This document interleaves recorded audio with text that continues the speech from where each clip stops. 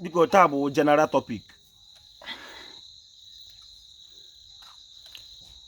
Our general topic today is factors that kills Igbo man's destiny. I will love to explain in my native language in order to explain myself better. Ibro onye Igbo, otu ihe na-emebi akara onye Igbo na-eji abịa ụwa wụ Western education. Na nwaanyị ga-ebi na obodo nke Chineke zụọ nwa ya na Abuja na boarding school site na mgbe amụrụ ya. Ya wụrụ agbọghọ ọ lata ya mata ozi otu esi esi indomie. Ọganije dị 2-3 months esela.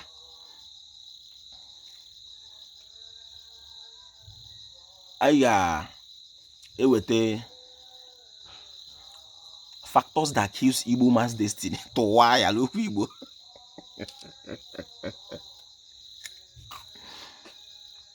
Ọ bụrụ na Igbo onye Igbo nwa gị bịara ụwa dịka onye ga-akụ ekere, onye ga-agba football okwu bekee, mana skuul ọ gara feed adịghị ya afa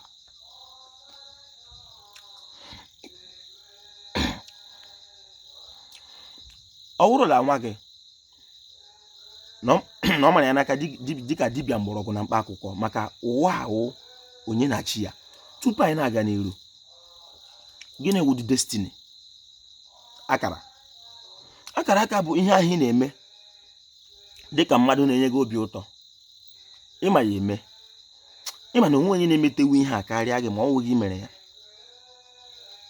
Maka ma ọ wụ saklọs ọwụ saklọs, ma ọ wụ odogwu bitas ọwụ odogwu bitas.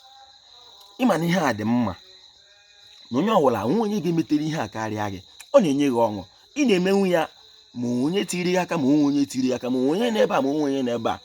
Ọṅụ na-ejupụta gị n'ihe ahụ. Ịma na ịma ihe eme ọwa kara gị. Ihe niile ị ga-eji wu chụpara ihe chi ihe ị ga-ejiriri ya wụrụ mmadụ, maka ọwụ ihe ịkwọbi ụwa.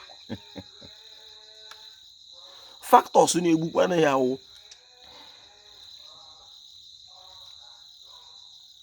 lenu onye bịara ụwa ịma mgbọrọgwụ na mkpa akwụkwọ.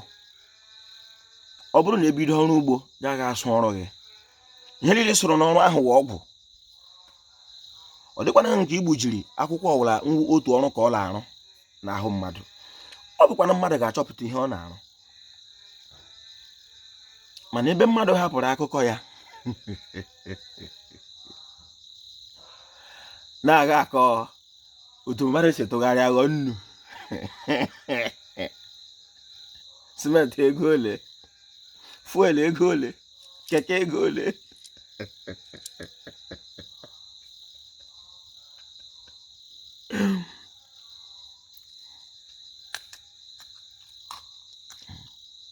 Mmadụ bụ mma nke ndụ.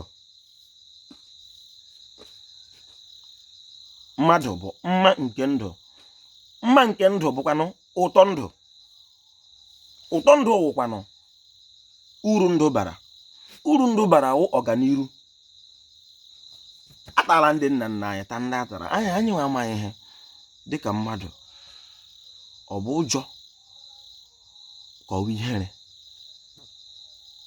Akpọtara m ọtụtụ ndị Igbo na olu okorebe m si bịa sị na ndị mmadụ na ha hụrụ omenala anya. Ọ bụ gịnị mere ha chi ime ha sị nọ ihere? Kedu ihe ihere ga-eleji ime gị? Ọ gị wekwere eriele gị wee eriele gị laghachiri ka ọ dịrị gala mma.